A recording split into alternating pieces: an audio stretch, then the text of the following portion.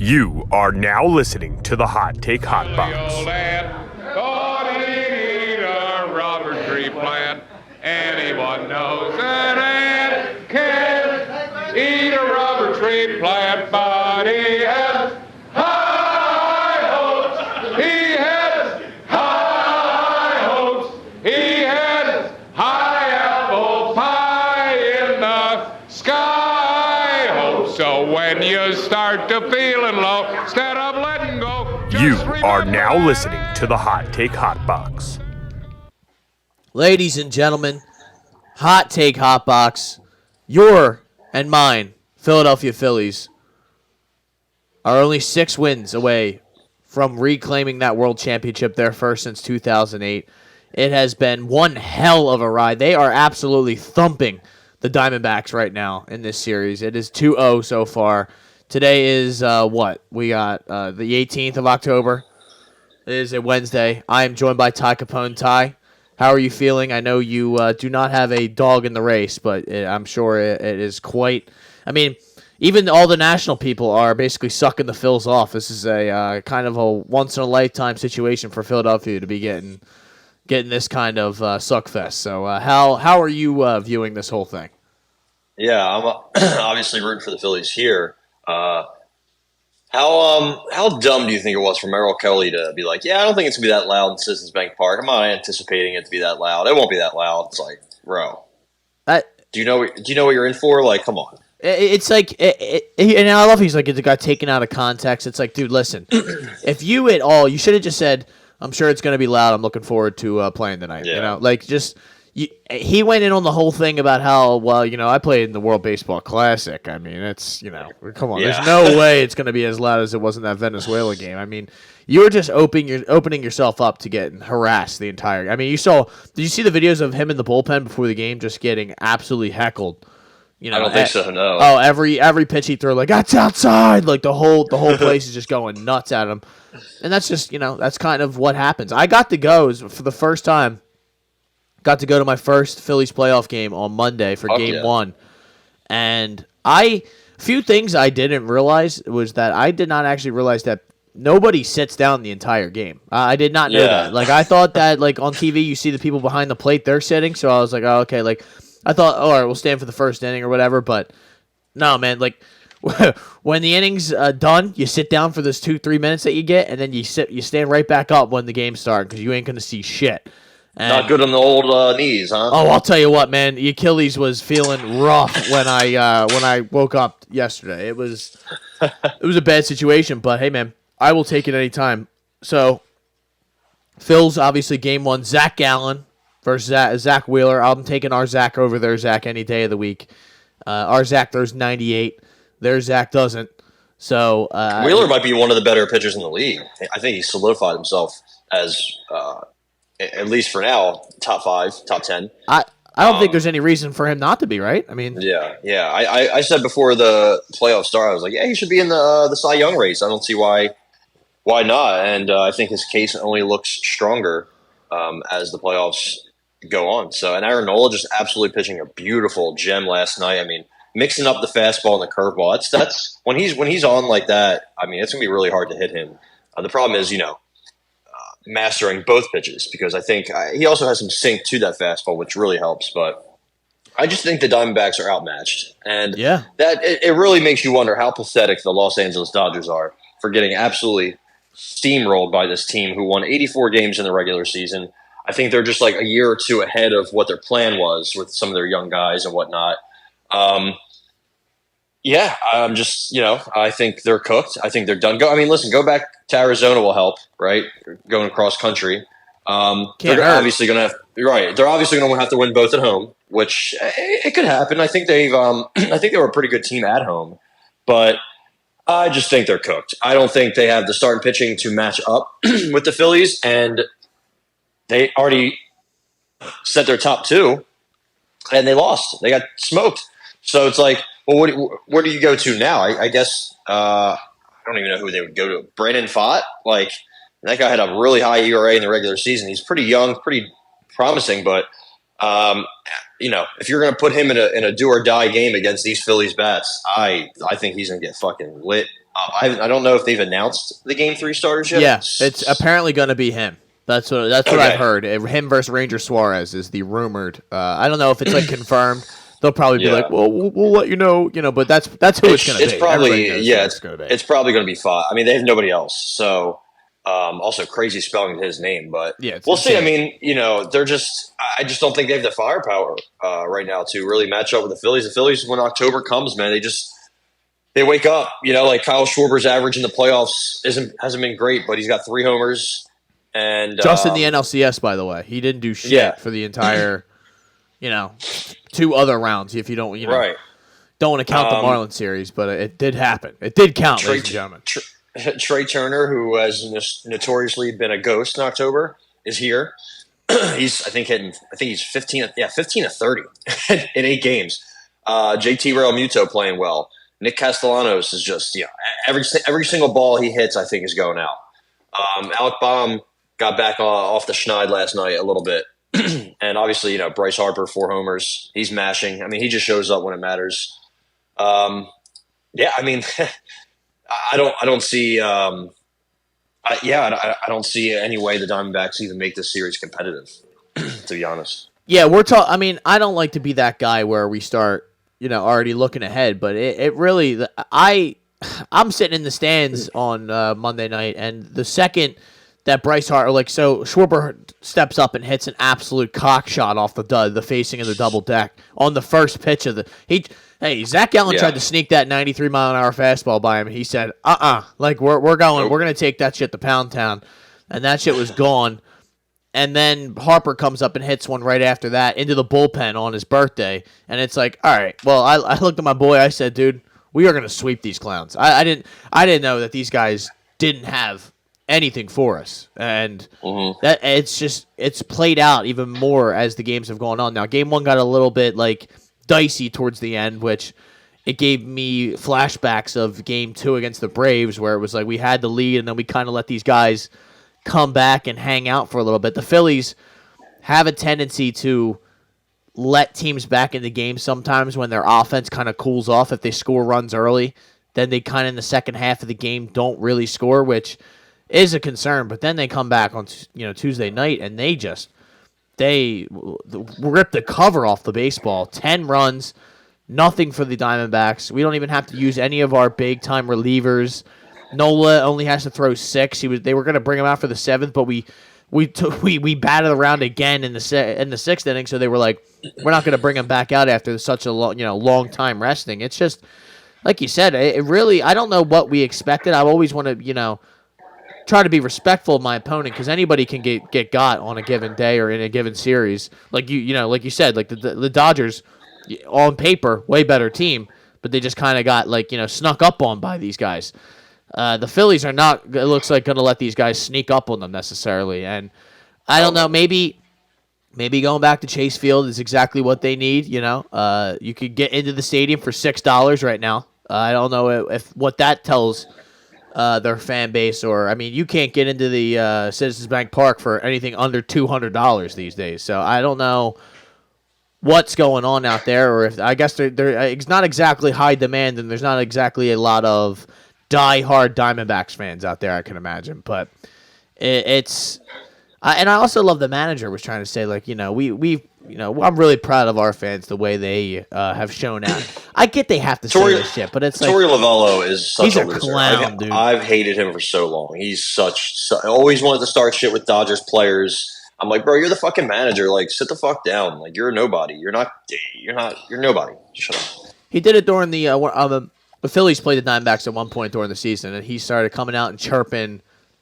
Even I forget who he was, just yelling at somebody. I'm just like, dude, it came out to argue some call that he had no business arguing. He's yelling at the umpire and stuff. I'm like, bro, I don't know. He just gives me real fucking hardo, he has no idea, don't know your place vibes, which. Yeah. And his name's Torey, so. Yeah. Yeah. I mean, he just looks like a douchebag. So it's easy to not like him. But I mean, it's really, what can you say about the Phillies, and how can you not be convinced that they are going to win the World Series? I mean, the Astros are down 2-0 right now, so there's a big game that's going to go down tonight with Scherzer on the mound.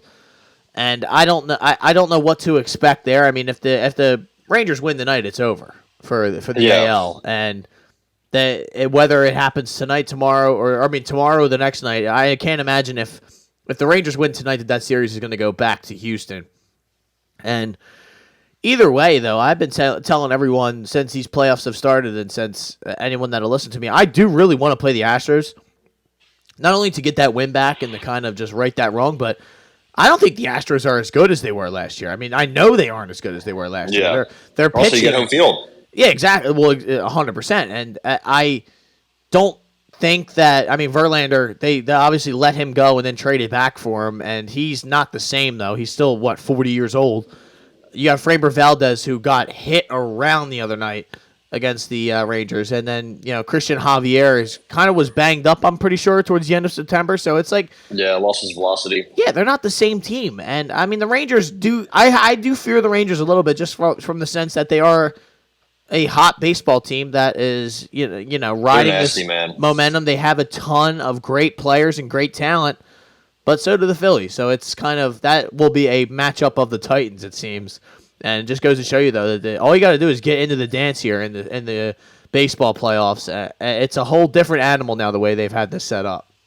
Yeah, I see a lot of Philly fans, rightfully want to play the Astros, but I think more of that is to get it back in blood from last year. Yeah. Right? That'd be kind of cool to see a rematch in the World Series, and it would be way cooler if the Phillies won. It's sad because I probably wouldn't root for the Rangers over the Phillies, but I do like a lot of the pieces the Rangers have. Love Corey Seager. We should have never let him go, but they gave him an insane amount of money. Evan Carter is electric. Love watching him play. I think he's only 21. I like some of their pitching, but I think the bullpen can definitely be their weakness. I think their pitching in general is sketchy. I mean, Andrew Heaney, I think they throw him out as their 3, and he's strike out 10 or give up 5 home runs. That's the kind of guy he is. I do think that their bats are disgusting, though. I mean, they a little inconsistent with some of them, like Nathaniel Lowe and Adolis Garcia, Bombi. But Jonah Heim has nasty power. Josh Young, Corey Seager, obviously, he always shows up in the playoffs. So, yeah, I think Rangers Phillies would honestly be like a 6-7 game grind them out, sweat it out series because both teams kind of have big shifts of momentum, right? The Phillies were up big in game 1 and they didn't almost blow it, but it got a little dicey. And the Rangers, for sure, the Rangers have been doing that all year, where they're up 10 and then next thing you know they're only up 2. So I think that series would be amazing. I think the Astros series would probably be also really good, and also I'd want to play the Astros because of Dusty Baker. That guy has no idea what he's doing. He's approaching retirement home. And he's still got he does chirp. I kind of like it because he's kind of funny, but like when he sets lineups, like he is forever indebted to Martin Maldonado, who is like the worst hitter in the league, and he always bats in like 7th or 8th. So I think you have an advantage if you play the Astros, but also they have so much experience that you never know, right? Because last year I thought the Phillies, honestly, I was like, damn, they might win, and then Yordan Alvarez just completely changes a series by himself. So former Dodger, by the way. So is he really? Yeah, we signed him out of Cuba, and then we traded him right after we signed him for a Josh Fields, who sucked. So awesome. I think we signed him as an agreement to trade him to the Astros. I forget why. Something about international money. I don't know. It's all stupid. But, yeah, I'm excited. I can't wait for whoever they play in the World Series. I'm not going to be that guy who says the series is over, but it's pretty much over. I'm sorry. I'm not trying to put a jinx out there in the world, even though those don't exist.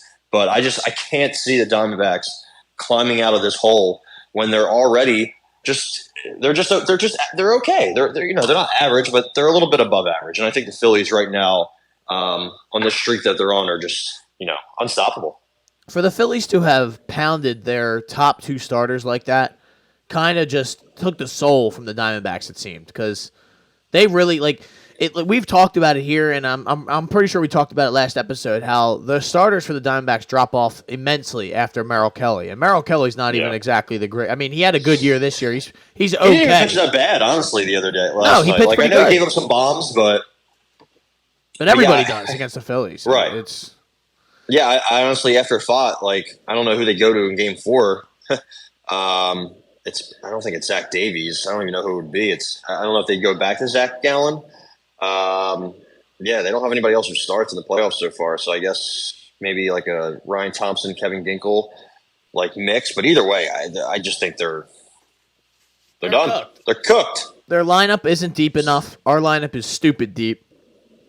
And their bullpen, I haven't really seen any arms come out of there where, I mean, not that they've even really been in the opportunity to kind of keep a game, knotted up. I mean, game one somewhat, but I mean, they brought in guys last night who could not, they bring in Ryan Nelson last night who they apparently wanted to bring in to kind of close the game out, and he couldn't even he couldn't finish the seventh inning. They were just hitting him around, and it's just, they're bringing up guys, some Italian gentleman named Slade, who I've never heard of before. Slade Zacconi. Yeah, he's out there just diming it up. Yeah, your cousin he looked pretty good last night, but it's just, I mean, don't they have Andrew Chafin or something? I haven't seen any of these guys. I don't think he's there anymore. I don't even know. Like, that's what I'm saying. I don't even know who else they have out of the pen. Kevin Ginkel is pretty good, if I remember correctly. Who's closing games for them?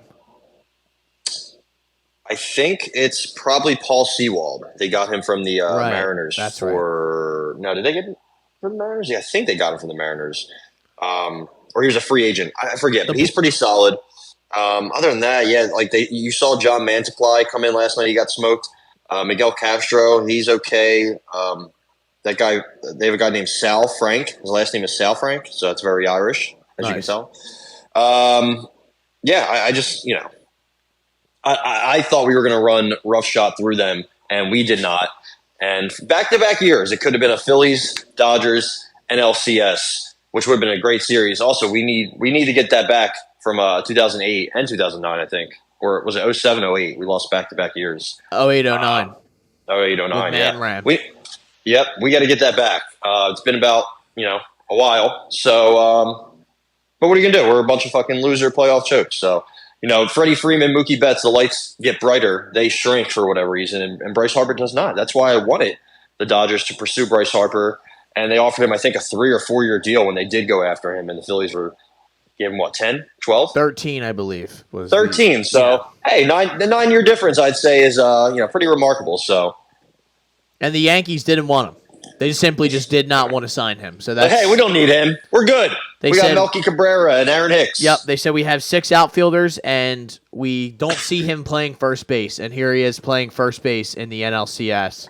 And playing it pretty well, might I add. Yeah. So, listen, this has truly been like a dream run these last couple of years, that this kind of just came together overnight when they signed Schwarber, when they signed Castellanos. I mean, Castellanos signed like the end of February, like beginning of March. Like, it was like he still hadn't signed, and it was kind of like here we were talking about like he might be going to Miami, but like the Phillies are kind of like circling in there at the very end, and they got, I mean, because I think he's from South Florida, so it's when we were able to fucking sign him, man, it was like, and even last year he was bad. He was bad last year. It was like felt like people were like, we got robbed, and I'm like, dude, listen. This is not this guy. Like, I've always kind of been like the Castellanos, or tried to at least been like the Castellanos supporter, where, I mean, I've seen this guy rip us to shreds in games where he just, he goes unconscious. And now I've seen it for my own team, and I'm just like, this guy is a absolute menace, man. He really is.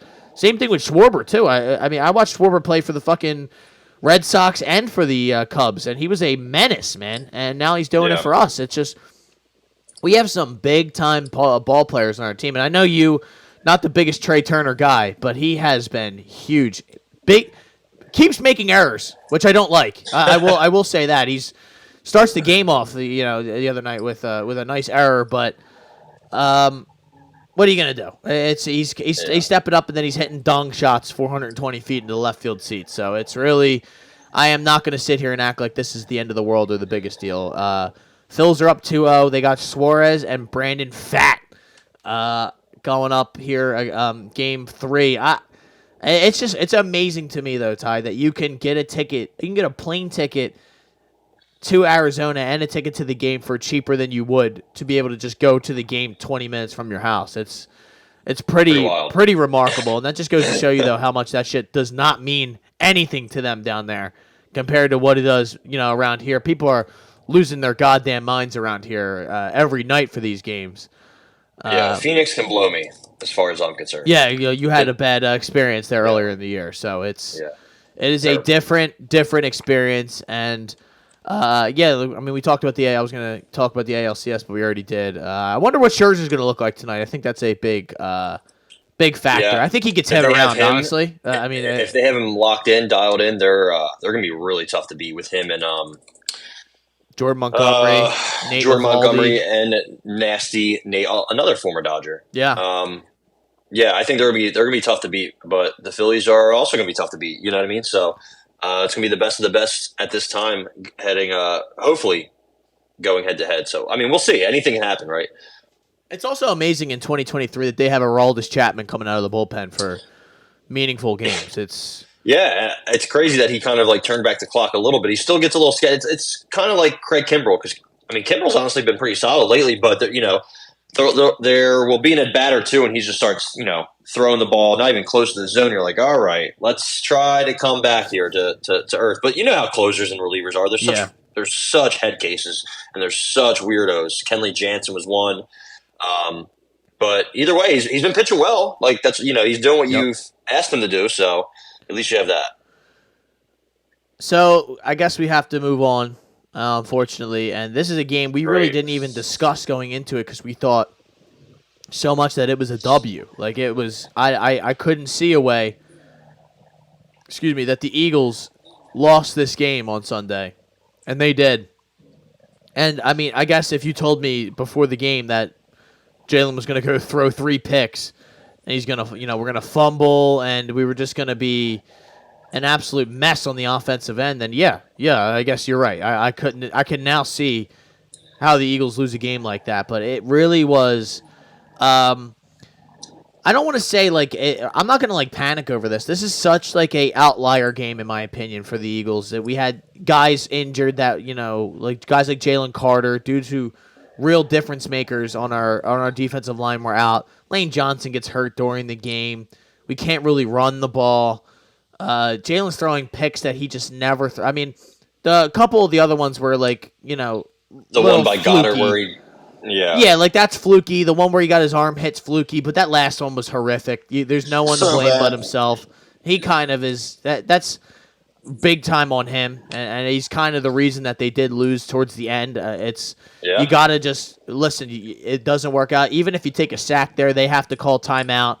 We punt it back them, and you got to let Zach Wilson beat them. I don't know what. I guess he didn't see the guy on the right. He did on the left, and he didn't see the guy on the right. Which, absolutely stared Dallas Goedert down. Yeah. Can't have that. It's kind of like this version of Jalen was the one where we kind of were worried about. If you go back and listen to some of the episodes I did during the 21 season, where I was, this was the Jalen that I was talking about, the one that I never thought could be a competent thrower of the football down the field, and I don't believe that. I was wrong at the time, just saying. But the shades of the old Jalen came back in this game, and that it's not really. I really am not all that worried about it, Ty. So I guess I want to hear your opinion. I could keep talking about this the whole time. I guess I'm not too worried long term, but the only reason I have any worry at all is because we lost a game that we shouldn't have lost. Yeah. Now, ahead of a schedule that is a complete gauntlet. Now, I don't know if this loss will maybe send them into a panic and maybe things get a little bit more sloppy or worse, or they look at this and they look themselves in the mirror and say, all right, man, we got to get our fucking shit together. We have the absolute lightning fast Miami Dolphins coming in, or we're going down there to Miami, where they're getting Jeff. They're coming here. Okay. Yeah. That's going to be awesome. That place should be rocking. Kelly Green. Is there going to be a Phillies game possibly on that Sunday? Do we know?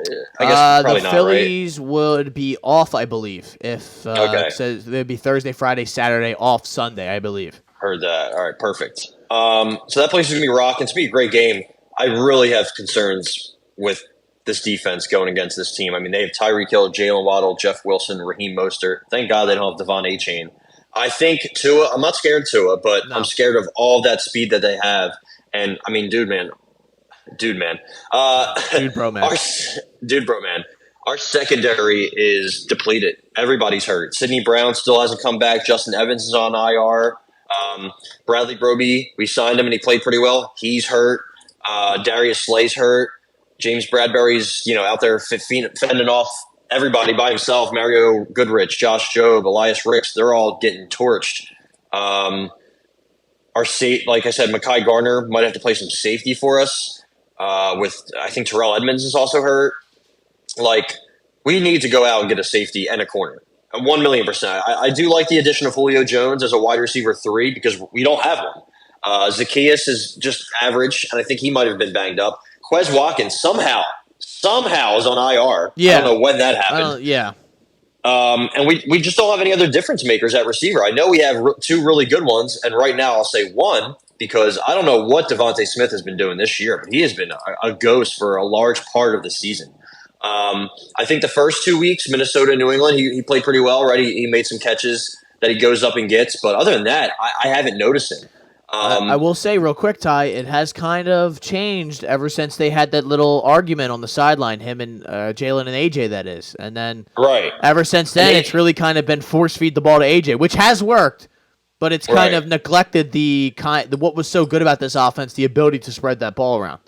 I will say in the last 2 games, Devontae Smith has 3 drops, and he's also, I think, 3 for 7 on contested catches. Usually he's stronger than that. What else? Any other stats that I can look at? Yeah, he had just 5 yards after the catch in the last 2 weeks. Just unacceptable. I mean, his Pro Football Focus grades have been in the 50s and 40s the last 2 weeks for whatever that's worth. He's just not getting open.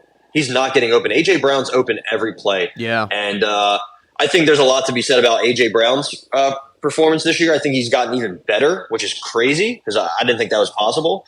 And like you said, I think after that moment on the sideline, maybe they are force feeding him, but also he's open. He's open all the time. Like, just keep throwing him the ball. I do have him in my 1 league in fantasy also, but it's good to see Goddard getting involved more. I'm still, the run game is it's struggling a little bit. It's struggling more than I thought. Especially, I feel like we haven't seen Jalen really run the ball much. Well, I mean, this past game, it was like they were running QB draws, and he outrushed the entire team. Like he outpaced. Like, I don't know why you have DeAndre. I mean, I get you don't want to really run the ball when it's not working, but it seemed like the game plan this past week was we're throwing the ball. They have Sauce and DJ Reed out. Let's just attack through the air, and then once that wasn't working, they just kind of stuck with it. And first, second, third down, we're all throwing, and it's just it wasn't it. Our right tackle was out, and we kept kind of just letting Jack Driscoll get emasculated on the right side. He got absolutely dismantled. It was so sad. We haven't had an O-lineman play that badly since Jamon Brown in 2020. Remember, he was just standing there against the Cowboys. Then he clapped somebody up after the game. He was trying to get an autograph from somebody. Yeah, I think it was Micah Parsons, and then he got cut. They had 29 pressures against us. Bryce Huff himself had 8, and he doesn't even start, by the way. Quinton Williams had 5. Jermaine Johnson, I believe he hurts his arm on the 1 interception, or he was getting pressure on the 3rd interception. John Franklin Myers had 4. Quentin Jefferson had 4. I mean, these are not stud edge rushers or pass rushers. I mean, they're all. It's a good defense in general. I'll say. I mean, Robert Saleh's pretty good, but dude, 29 pressures, 24 hurries. That's fucking bad. That cannot happen. So the depth of our O line is trash. Sua Opeta and Jack Driscoll on the same side. I mean, they got fucking destroyed. Like, our O line's so good, but when one of them gets hurt, it looks really bleak. I just have a problem with our overall depth as a team. Like, again, Darius Slay, James Bradbury, one of the best cornerback tandems in the league. One of them gets hurt, and we get fucking abused. We can't put anybody else in there. Avonte Maddox is done for the year. We can't get anybody in the slot. I guess Roby should be fine. Now he's hurt. Whatever. Did you see that? Yeah, exactly. Now he's hurt. I saw he might be back for a Dolphins game. Whatever. Either way, the deadline's in 2 weeks? Less than 2 weeks. The 31st. We need to get a corner and a safety. There's at the very least, we need a safety. I think I could see them going with the corners they have as long as Slay's healthy. But I've talked about it a lot. He's looked a step behind this year. And I don't think that's really going to improve. I guess, getting healthy would help. So we'll see. But we need a DB. We need a DB 100%. I think we need 2 DBs. And, I talked about Jeremy Chin a lot. And today I saw he's going to miss the next 6 weeks. So I guess that's not an option. So I guess you have to go to Denver and be like, "Yo, give us Justin Simmons and give us Patrick Surtain, and then let's see if we can work that out." Probably not going to happen, but that's the kind of thing we need, though. You're right. Like we absolutely do. The middle of the field's not going to be a strength. I think maybe they'll probably go forward with Nakobe Dean, Morrow, and Zach Cunningham, but I have some questions about that. Our D line, I think, is the only spot in our team where we have depth. And it's kind of crazy. Like, O-line has none. Receivers, I guess receivers and tight end, fine. We're good there.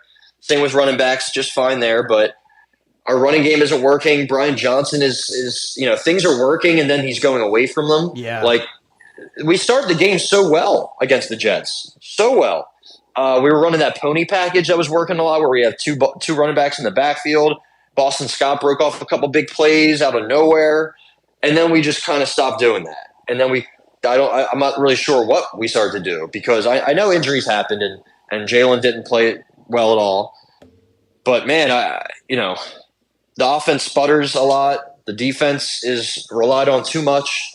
I don't know. It just seems like we can't really, we can't get the ship flowing as well as it should, I guess. I'm not really sure.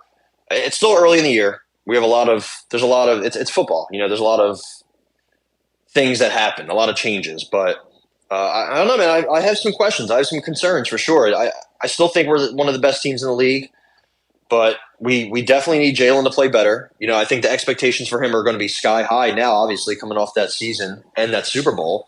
And he just hasn't played that well. He's, I think, third in the league. Let's see if I can find this. So he's tied for second with Tua behind Stafford for big-time throws, which is what does that mean?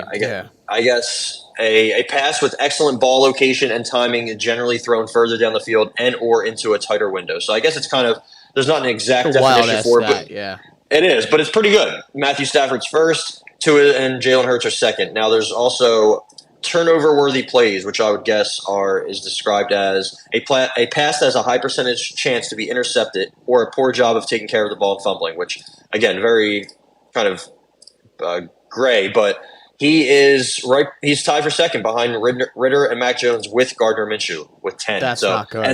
And I believe last year he had a very low number. He had 12 last year, and he has already 10 this year. And 23 the year before. So again, man, improvements that he's been making, and then kind of just, he's making big throws, but he's making bad throws too, which is something we never saw from him. He was always somebody his whole career in Bama, OU. He took care of the ball, right? And we're not seeing that as much. So that kind of makes me a little worried, but I think he should be fine. It's more about Brian Johnson than Jalen Hurts.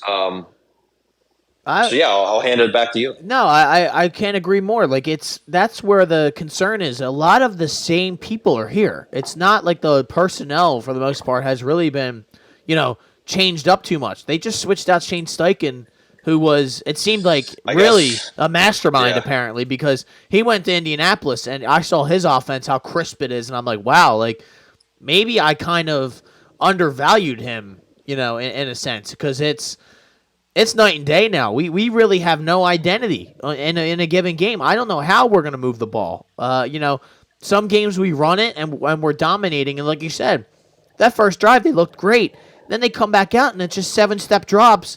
And I just couldn't understand, Ty, after Lane Johnson gets hurt. They're still running these 7-step drops.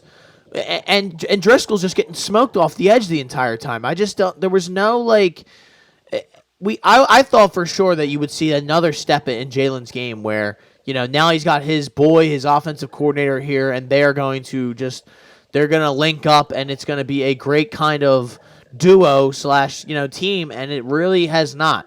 And I know you switch both coordinators, it's kind of a tough thing.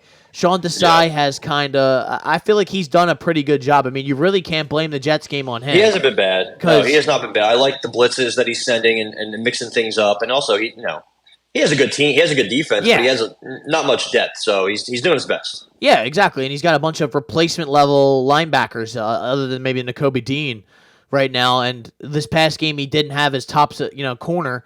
Loses a safety here and there. I mean, Reed Blankenship gets blown up by a Mack truck known as Alan Lazard in the middle of this game. I didn't even see that. Yeah. We need him back ASAP. He got popped right in his chest, man. It was one of those like blindside block sort of things. But Yeah. I mean, they need Sidney Brown. Like, they need help, dude. They really do. Especially, we've talked about it all year. In that secondary, they are light. They are really light, and it's going to hold them back if they don't do something about it. And whether that be a Buda Baker, like we talked about, all around. He just came off IR. Yeah, exactly. So. Whether that be a Justin Simmons, like you named, even if it's just a corner, it's got to be something. The offense, I think, will be fine. I think, like you said, it is a offensive coordinator, and if they get Lane back, thank God it was like a lateral sprain. It wasn't a high ankle that's gonna really hinder his play. I mean, this guy played with a torn like abdominal muscle. Like he's a psychopath. So if he can play, he's going to play. It's the same thing with Jason Kelce. Like if they have the left side, which Mailata was I noticed it on Sunday. He was getting kind of blown up on some of these plays. He was getting pushed right back into the lap of Jalen. So that's why I'm trying to give Jalen a little bit of grace here, because he was under an insane amount of pressure on Sunday. I can't believe that that's going to happen every week. I think since we probably won't have another pod before this game, we should talk about this Dolphins game. I think the only way the Eagles win this game is if they just straight up bully the Miami Dolphins. And Jalen Carter gets back in there, and our D-line is able to just put an insane amount of pressure on him with 4-man rushes, and that's it. If they can't get to Tua, then we will lose this game. If they give Tua time back there to kind of just let Tyreek Hill get open, let Jalen Waddle get open, dump off to Mostert, like, we're gonna get cooked then. It's pretty simple to me, because our secondary, like we just talked about, isn't that good. Offensively, I think we're going to have to run the ball, Ty. I mean, I know throwing the ball, we'll have to do it at some point, but we got to get back to where, our bread and butter, those RPOs, those, like little read option plays where, Jalen takes 5 or 6 here and there. We got to hit deep balls from time to time. It just seems like we're kind of running a Madden offense where we get bored and we're like, you know what, fuck it, 4 verticals. It's like, that's not the way you run an NFL offense. That's not what Jalen's strengths are. It's just I more than any other time since, I guess last year, I've kind of started to worry about the Eagles from that standpoint, where it seems like the coaching is what's holding them back, as opposed to the talent on the field. It's Brian Johnson has really disappointed me.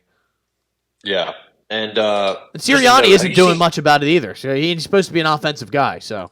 Right. That's he doesn't get absolved either, for sure. I think when you have a new OC and he's has the title offensive coordinator, he gets all the blame and whatnot. But whatever.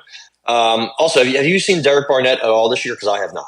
I saw him almost try to fight somebody this past Sunday. Yeah, so that's all he does. Yeah, so I mean that's kind of. I forget what happened. Somebody took a shot at somebody, and then he was trying to fight them. He wanted to kill somebody. And which he illegally hit them. Kind of like having Donald Brashear on your team. It's like shout out to all my hockey fans out there. It's he's just a goon. Yeah, Hassan Reddick's also been a little disappointing, but even with the thumb injury, he has 24 pressures, so he's second on the team behind Josh Sweat and a little bit ahead of Jalen Carter. So I can't be too mad at him. He's just not finishing it off. Seems like he's kind of come on, like you said, since he got that cast removed. He's kind of woken up a little bit. Did he have a sack? I think he at least had a sack. I think this weekend. I remember yelling his name. I'm pretty sure, but maybe it was just a pressure. I don't. Hassan Reddick, he had 3. Oh, okay. Well, there you go. I don't, Yeah. That's Jordan Davis had 1. I remember yelling his name, going, "Let's fucking go!" So, listen, I got blacked out after that game, and I don't really remember much of my night. So, thank you to the Eagles for doing that. I was laying on the couch with my hood tied all the way, like across my face, basically, like wanting this TV to just. I was hoping that my cable box rebooted and never came back on. That's what I was really hoping for, but. Yeah, so I just need to see more all around from everybody, and this is dude, the schedule it's not like it's going to get easier. We got the Dolphins on Sunday night, we got the Commanders on the road. I mean, listen, they almost beat us at home, so I don't think we should lose that. But fuck, man, we can't. Line, man, like it's they do, and if we have Jack Driscoll there, I mean, good night. Then we go home, come back home against Dallas. That's That's not going to be easy, no matter what anybody says.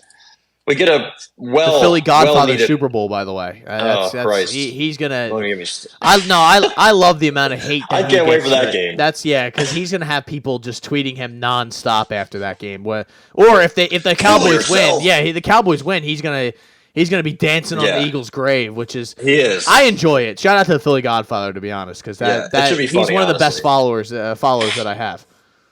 Then they get a bye. Then I will be in attendance for the Monday night game in KC.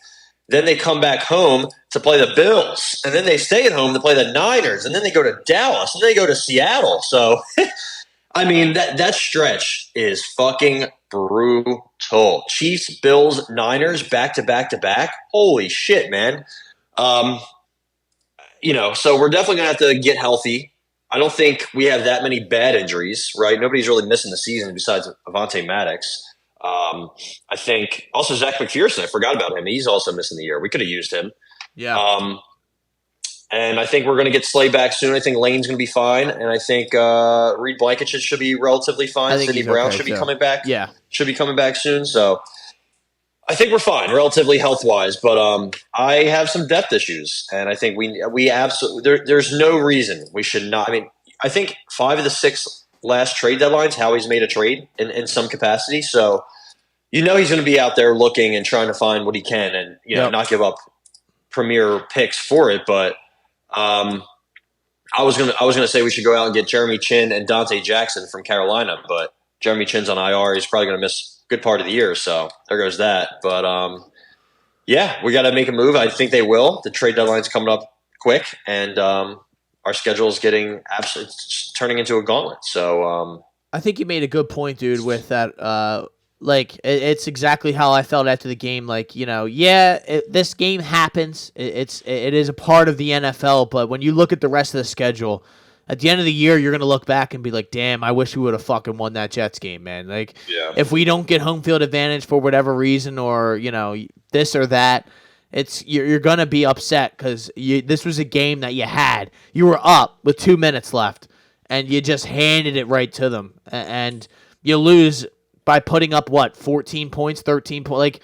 It's just can't have that. Yeah, it's a horrible way to lose a game, and so they're going. It sucks because obviously we outplayed them. I mean, we had 100 more yards. We had 4 turnovers, right? Yeah, we missed the field goal. Everything that could have gone wrong went wrong, man. It was so a rough one. A couple of weeks ago, when Jake Elliott made a fucking whatever he made, a 58-yarder, I turned to my friend. I'm like, it's funny because they'll make that where it looks like it's good from 75, and then we'll line him up from 35, 37, and he'll fucking miss it. And you're like, why? How did that happen? Yeah. Why did that happen? He'll miss it in crucial spots too. I'm not going to hate on him because he's been so good since he came here, and we had so many kicking issues before him. But man, you gotta have those. You can not. Also, did we pay him a decent amount of money? Not that it matters. He's being rewarded quite handsomely for a kicker. That's what I thought. So that's what I thought. You got to make those. Those are layups. If you miss from 50 or 60, I will not give you shit because wind and it's not easy to do. No, but 37, man. Come on. You got to make that, and it just seemed like he pushed it. He just as soon as he kicked it, he knew right away it wasn't going to go, but. It was one of those things where throw that game away. Yeah. I think BG said it after the game. They had or AJ Brown was kind of it seems like he's kind of the emotional leader of at least the offense. I don't know. He's definitely emotional. He's definitely emotional. So it was kind of everyone took blame for the game. It was my fault. It was my fault. It was my fault. When honestly, it was all their faults, other than pretty much AJ Brown, because I thought AJ Brown played incredible. He was.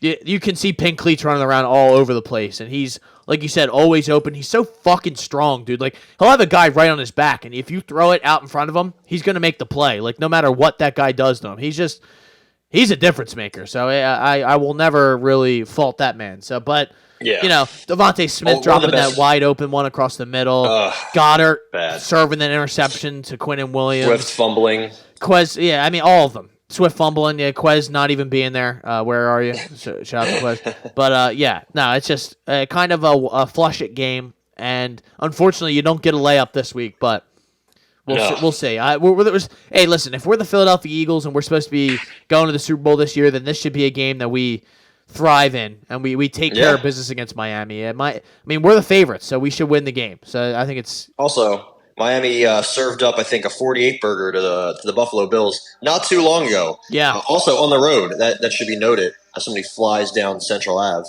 Shut up. And yeah, it looks like when they're at home, because they went to New England and that game was a little sketchy. When they went to the Chargers, that game was a little sketchy. At home against the Bills, easy. At home against the Patriots. Yeah, so they haven't faced anybody like us really. I mean, also the Jets should have beat the Chiefs. I'll just throw that out there because the referees seem to have a hand in that game, if you will. I'm just saying. Some would say the Swifties were active that night. I am not going to say that. I am not going to upset them. But some have said that the Swifties were involved in that. I don't know. Hopefully T Swift is there when I'm there. I will find her in the box, and I will steal her from Travis Kelce, and she will be mine. So there you go.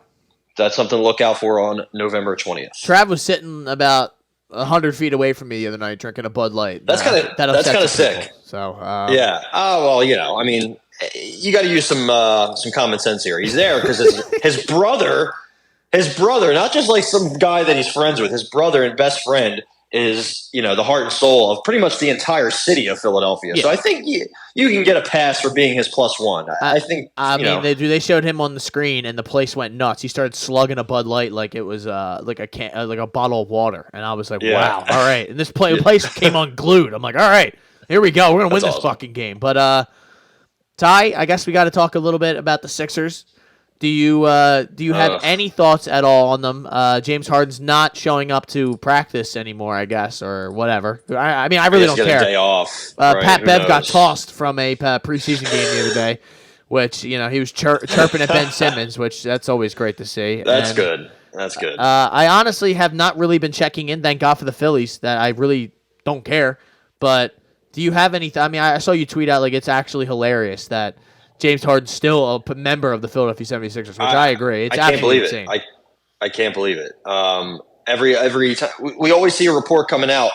Well, the Sixers really want Terrence Mann. Well, the Clippers really aren't going to give him up. It's like, so what are we going to do here, Daryl? Are we going to get rid of him or are we going to keep him? Because honestly, I know you can't.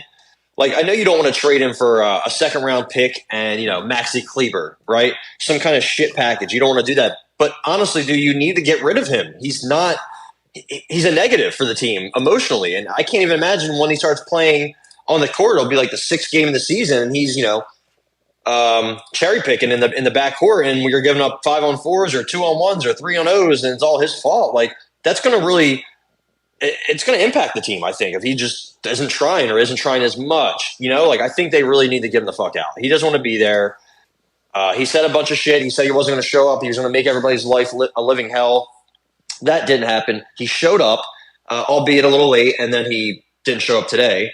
But it seems like he's there, and he's kind of he's showing up because he has to, but he really wants to. It seems like he doesn't want to cause as much of a distraction as he wanted to cause before. So I guess that's good. But he doesn't want to be here, and I don't think they really want him here. So what are we going to do? I think now this is on Daryl Morey. He has to fucking make a move, and he has to do something.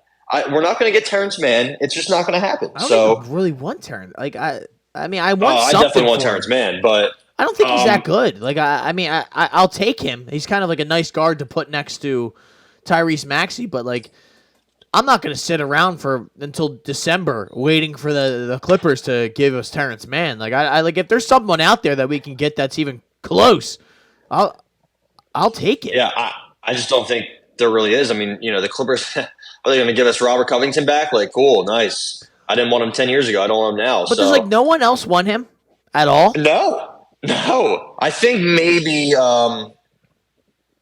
I'm trying to think of why another wouldn't team. Miami want him?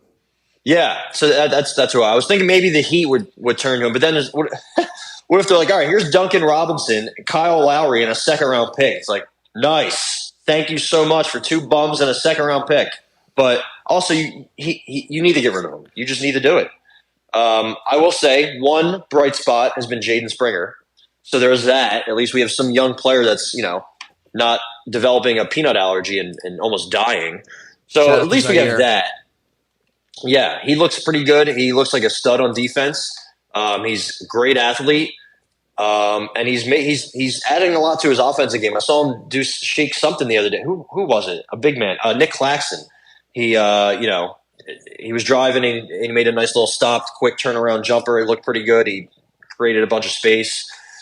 So at least he's been pretty good. Other than that, I don't know. I don't really. I don't want to say I don't care, but my focus is definitely not on the Sixers. I will say that. I know the regular season starts, I think, tomorrow. Really? So our first game, I think, is Friday. Yeah, against the Hawks. The Hawks. I thought don't we open up against the Bucks? Well, I guess this is. I'm sorry. Yeah. I'm a big dummy. It said preseason. It still says. Okay. Oh, you gotcha. I got. But we're starting the season soon. Next Thursday right? Against the Bucks. Yeah, 7:30. Yeah, I was very close. Very close. Either way, I mean, really, I don't know. Yeah. Who at the end of the day, like you said, who really cares? It's a team that has stolen the joy of my favorite sport away from me, which I love basketball. I've played it my whole life.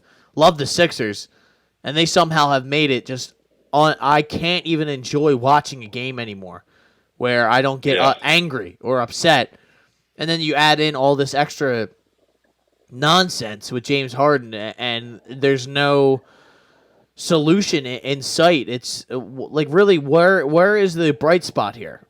We've talked about it before, like Maxey. Then okay, so what? We're gonna get cooked in the East.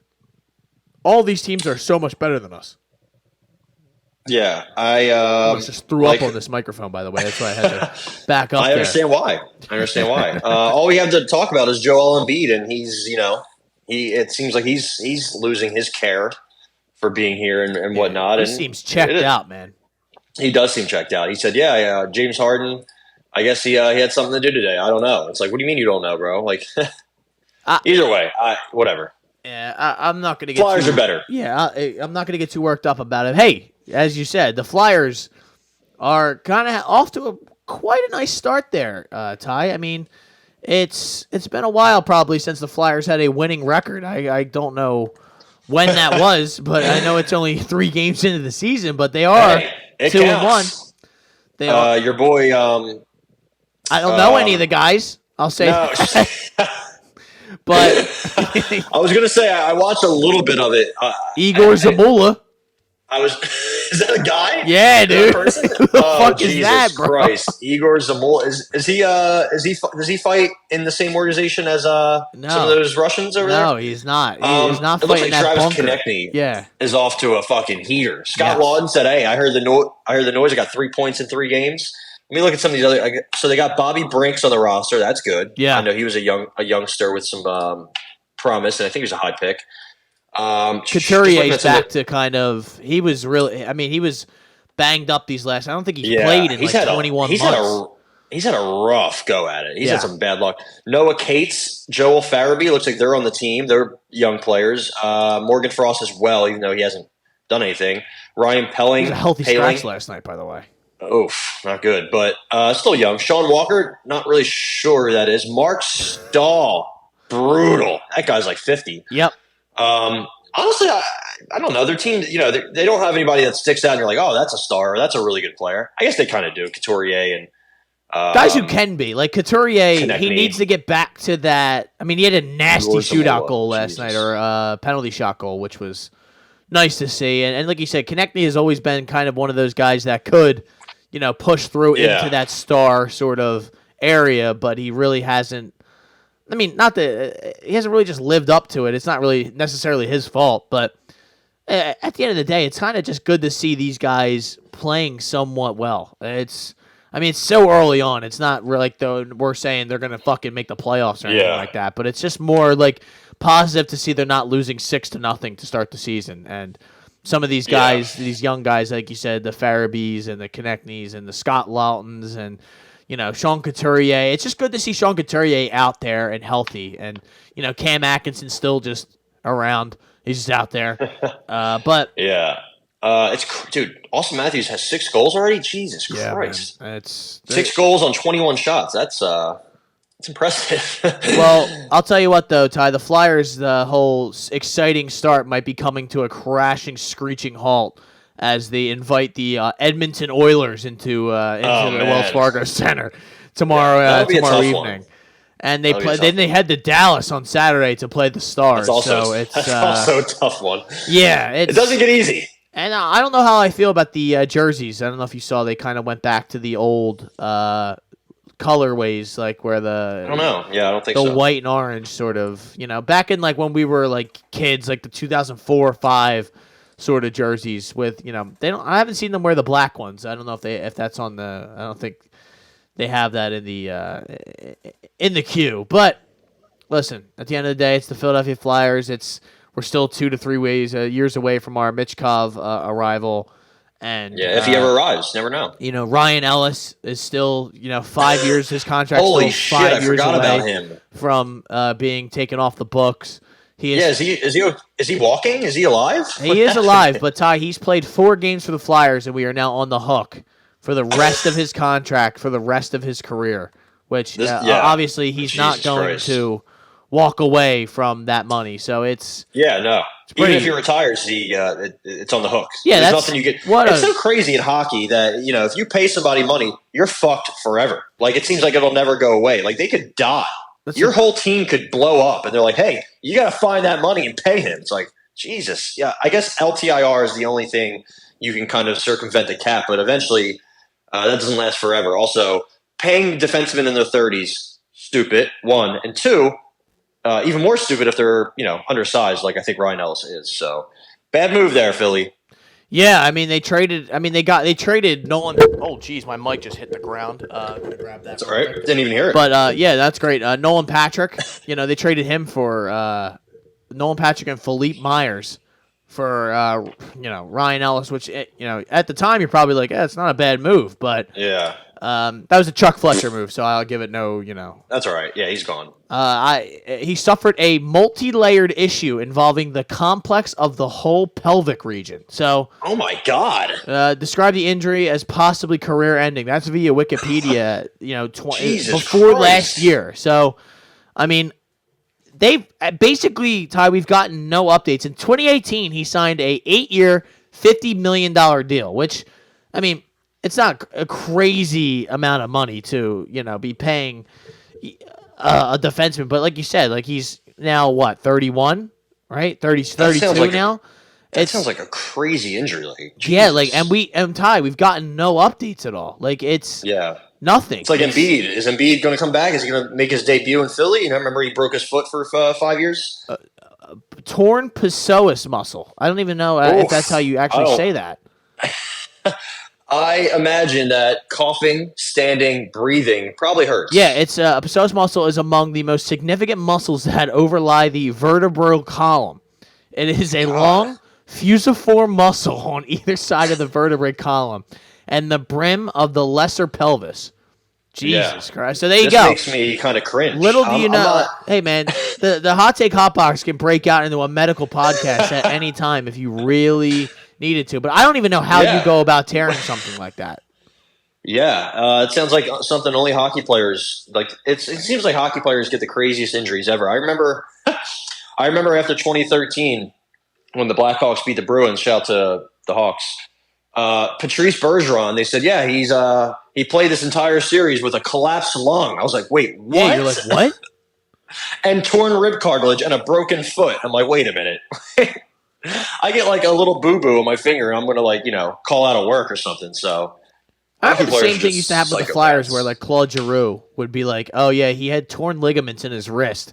And then I'm pretty sure the one year Mike Richards had like a broken wrist he was playing with. I'm like, how? That's how, insane. bro?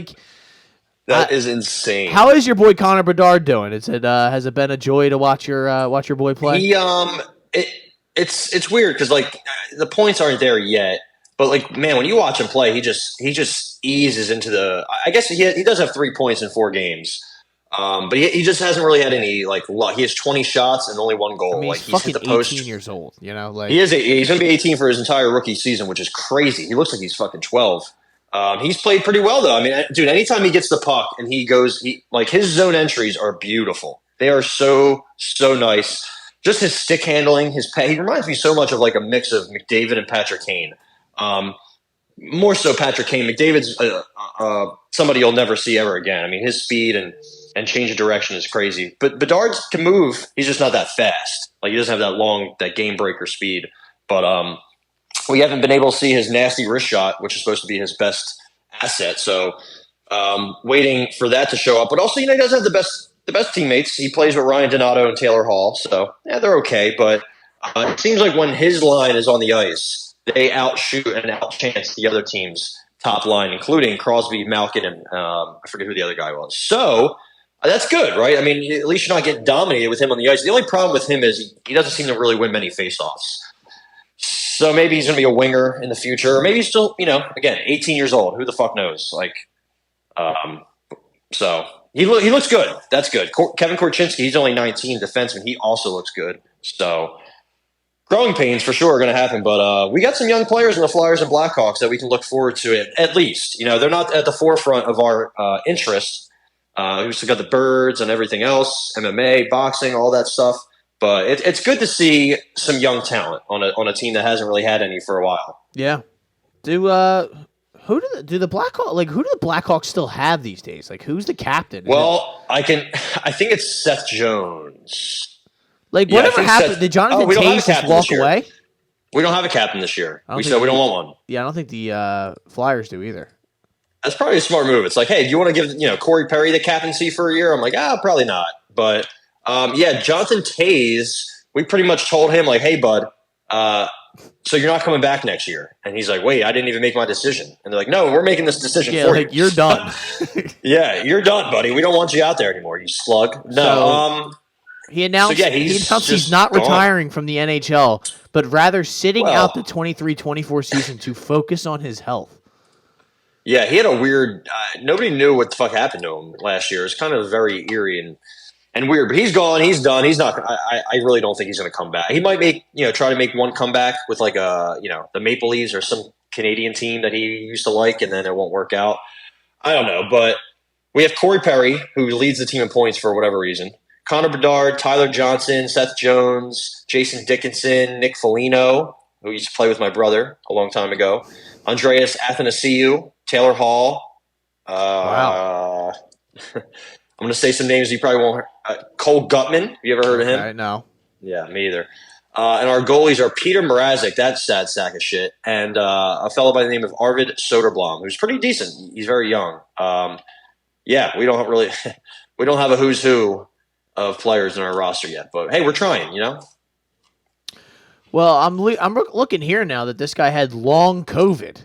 Jonathan Toews that big, and he offered no timetable for his return, commenting, "It has reached the point where I had no choice but to step back and concentrate on getting healthy." So it seems like he's got some serious shit that he's got going on. So best of luck to Mr. Toews. Does Patrick Kane still play for the Rangers? Is that still a thing? He is a free agent. What? Yeah, he's a free agent. I think he had, I don't know if it was shoulder surgery in the offseason. He had some kind of surgery. I'm getting old, man.